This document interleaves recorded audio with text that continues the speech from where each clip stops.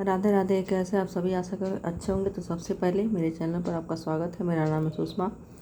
तो आज पढ़ते हैं शब्द किसे कहते हैं। तो अगर आप नए हैं तो प्लीज़ ज़रूर सब्सक्राइब कर लें, लाइक करें या लाइक करें, नहीं पसंद आ रहा तो कोई बात नहीं।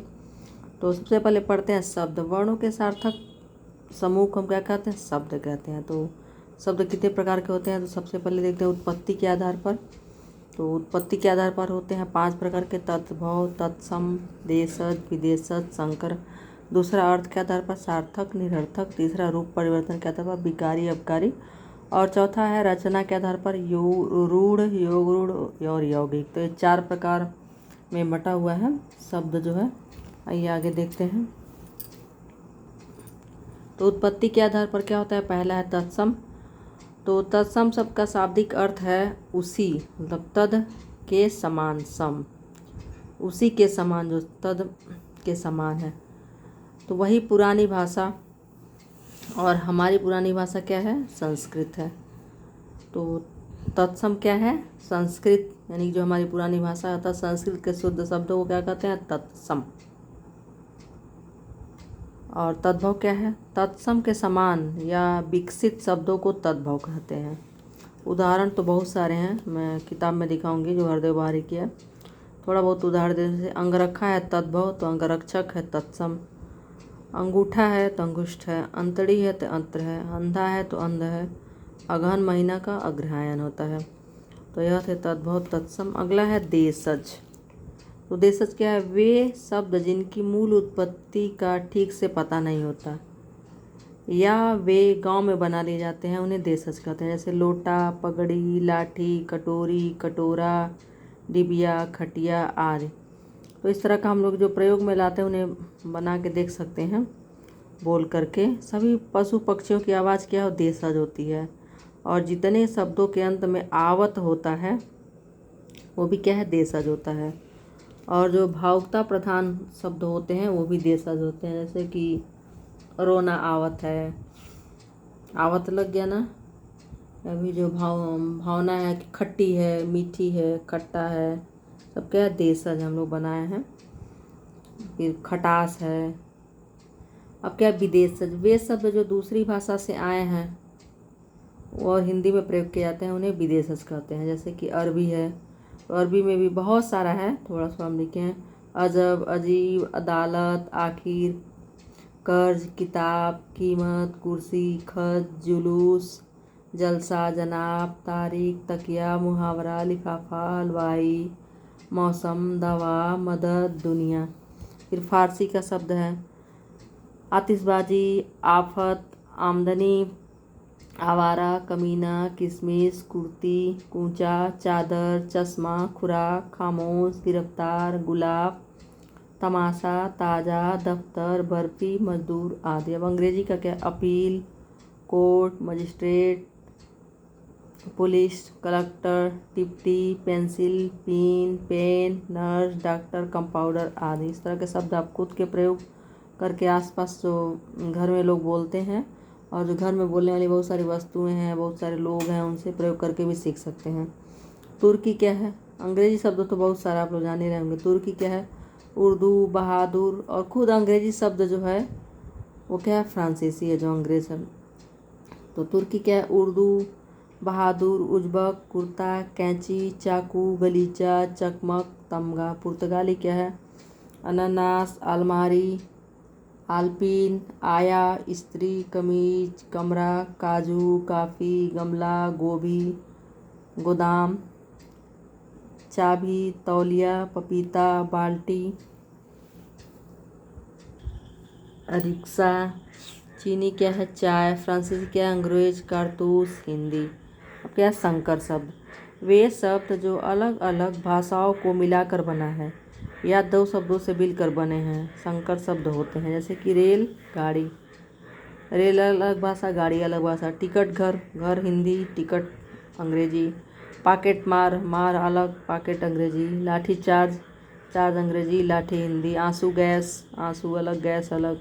बैलगाड़ी, गाड़ी अलग भाषा, बैल अलग। अजायब घर, अजायब अलग भाषा है, घर अलग भाषा है। तो ये हमने देखा क्या? उत्पत्ति के आधार पर। तो उत्पत्ति के आधार पर आप देख सकते हैं उत्पत्ति के आधार पर कितना था? तद्भव, तत्सम, देशज, विदेशज, संकर। तद्भव पढ़ा हमने, तत्सम पढ़ा। तत्सम एक तरह से क्या है? जो शुद्ध संस्कृत शब्द है वही तत्सम है, जो पुरानी भाषा हमारी संस्कृत है। तद्भव क्या है? उससे उत्पन्न जो भी विकसित हुआ है शब्दों को तद्भव कहते हैं। देशज जाने गए। विदेशज में अरबी, फारसी, अंग्रेजी, तुर्की, पुर्तगाली, जापानी, चीनी, फ्रांसीसी। अब क्या है? संकर शब्द भी पढ़ लिया। अब पढ़ते हैं हम लोग दूसरा अर्थ के आधार पर। तो अर्थ के आधार पर भी दो प्रकार के होते हैं, सार्थक, निरर्थक। सार्थक क्या है? वे शब्द जिसका कोई निश्चित अर्थ निकलता हो सार्थक शब्द कहलाता है, जैसे चाय, पानी, खाना, कपड़ा इत्यादि। निरर्थक शब्द क्या है? वे शब्द जिसका कोई अपना अर्थ नहीं होता और जो सार्थक शब्दों के साथ या पीछे प्रयोग किया जाता है, जैसे निरर्थक शब्द कहलाते हैं। जैसे चाय वाय, खाना वाना, सोना होना, जाना माना, इस तरह से जो शब्द होते हैं। तो सार्थक शब्द है चाय और उसके साथ वाय लगा दीजिए, वाय का कोई प्रयोग नहीं है, तो ये क्या है? निरर्थक हो गया। अब क्या है? अर्थ के आधार पर हो गया सार्थक, निरर्थक। अब अगला क्या है? रूप परिवर्तन के आधार पर। तो रूप परिवर्तन के आधार पर होते हैं विकारी, अविकारी। विकारी क्या है? जिन शब्दों में काल, लिंग, वचन, कारक का प्रभाव पड़े उन्हें विकारी शब्द कहते हैं। जैसे क्रिया, धातु। तो क्रिया धातु में क्या है? पुस्तक, पुस्तकें। इसमें क्या है? इसमें काल का और लिंग का और वचन का प्रभाव पड़ रहा है। पुस्तक है तो उसको हम पुस्तकें बना लिए। लेकिन अविकारी में क्या होता है? जिन शब्दों पर काल, लिंग और कारक चिन्ह का प्रभाव नहीं पड़ता है और ना ही बदलता है, उसे अविकारी शब्द कहते हैं। इसलिए तो अविकारी कहा गया है। जैसे एक भजन में शंकर भगवान का कोई भजन भी है, अविकारी महादेव, ऐसे मुझे ठीक से याद नहीं आ रहा है, अगर आप लोग को याद हो ज़रूर बताइएगा। तो अविकारी का मतलब ही होता है कि नहीं बदलना, उसमें कोई विकार नहीं उत्पन्न होना। तो जैसे बैगनी, बैगनी को बैगना, बैगनू, बैगनी ऐसा कुछ कह नहीं सकते, कोई परिवर्तन नहीं। परसों, परसों को परसी, परसा ऐसा कुछ बना नहीं सकते हैं। इधर को इधरा, इधर ही नहीं कह सकते हैं। सफ़ेद को सफ़ेदा है, सफ़ेदी है, ऐसा तो कह नहीं सकते हैं। सफ़ेद है तो सफ़ेद है। तो क्या अविकारी, इसमें कोई परिवर्तन न हो। और रचना के आधार पर अगला है, अगला और अंतिम है रचना के आधार पर। तो रचना के आधार पर है रूढ़। वे शब्द जिसका एक निश्चित अर्थ होता है तथा जिन्हें तोड़ा नहीं जा सकता वे रूढ़ कहलाते हैं। तो आपने पढ़े बहुत लोगों को सुना भी होगा कि अरे वो बड़े रूढ़िवादी हैं, बदलना नहीं चाहते हैं। वही शब्द है रूढ़ शब्द, जिनका एक निश्चित अर्थ निकलता है और जिन्हें तोड़ा नहीं जा सकता है रूढ़। जैसे काला, नीला। काला का अर्थ काला है, नीला, आलू, गोभी। अब नीली रंग, काली रंग, पीली रंग भले कह लें, लेकिन इसको तोड़ नहीं सकते हैं। और इनका काला है तो काला है, नीला है तो नीला है। आलू को और कुछ नहीं कर सकते, गोभी को गोभा नहीं कर सकते हैं, बिगाड़ नहीं सकते। हाथ को हाथा हाथी नहीं कर सकते हैं, पैर को पैरा नहीं कर सकते हैं। तो सब क्या है? रूढ़ शब्द है, जो परंपरा बहुत दिन से चला आ रहा है, इसमें कोई परिवर्तन नहीं। यौगिक शब्द क्या है? वे शब्द जो दो रूढ़ शब्दों के मिलने से बनते हैं तथा उनका अर्थ उन्हीं रूढ़ शब्दों पर निर्भर करता है, यौगिक शब्द कहलाते हैं। जैसे कि बैलगाड़ी।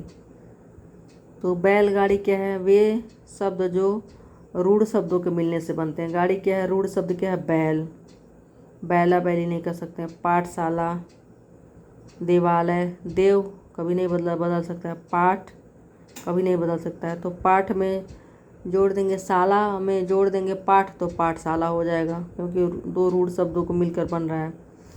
शाला अलग, गाड़ी को गाड़ियाँ अलग से, लेकिन बैलगाड़ी। और यह क्या है? देवालय।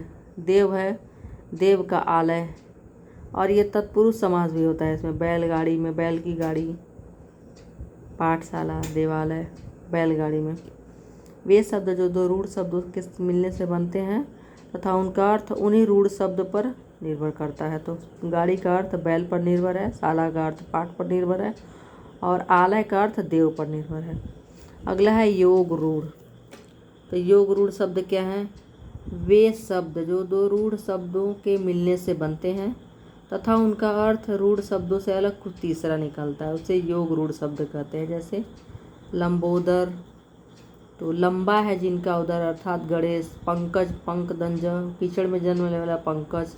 तो योग रूढ़ के और शब्द हैं, तो यह बहुब्रीहि समास का उदाहरण होता है। जैसे कि नीलकंठ, नीला है कंठ जिनका, अर्थात शंकर। और पीताम्बर, पीताम्बर नहीं, चक्रपाणी, चक्रपाणी नहीं होगा, पीताम्बर। नीला है कंठ जिनका, नीलकंठ।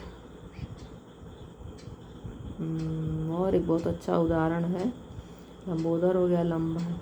दशानन, 10 हैं आनंद जिसके अर्थात रावण। और चतुर्भुज, 4 भुजाएं हैं जिनकी अर्थात विष्णु। तो क्या है, ये जो योग ऋण शब्द जो होते हैं वही बहुब्रीहि समास भी होता है। तो और इसमें क्या रह गया है, योग ऋण। तद्भव तत्सम तो बहुत सारा शब्द था, वर्षाश्री निगाह में देख लिए। शब्द क्या है, सार्थक समूह को शब्द कहते हैं, उत्पत्ति के आधार पर है तद्भव, तत्सम, देशज, विदेशज, संकर। तो तद्भव तत्सम को और मैं हृदय बारी की जो किताब है उससे भी बताऊंगी। अर्थ के आधार पर सार्थक, निरर्थक, रूप परिवर्तन के आधार पर विकारी, अविकारी, रचना के आधार पर रूढ़, योग ऋण, यौगिक, उत्पत्ति के आधार पर देख लिए सब है सब। फिर हैं अर्थ के आधार पर सार्थक, निरर्थक, और रूप परिवर्तन के आधार पर विकारी या विकारी, रचना के आधार पर रूढ़, और यौगिक शब्द और योग ऋण। तो यह थे शब्द के भेद। आशा करती हूँ शब्द के प्रकार आपको समझ में आएगा, पसंद आएगा। नहीं समझ में आया तो भी लाइक करें, सब्सक्राइब करें, शेयर करें। धन्यवाद।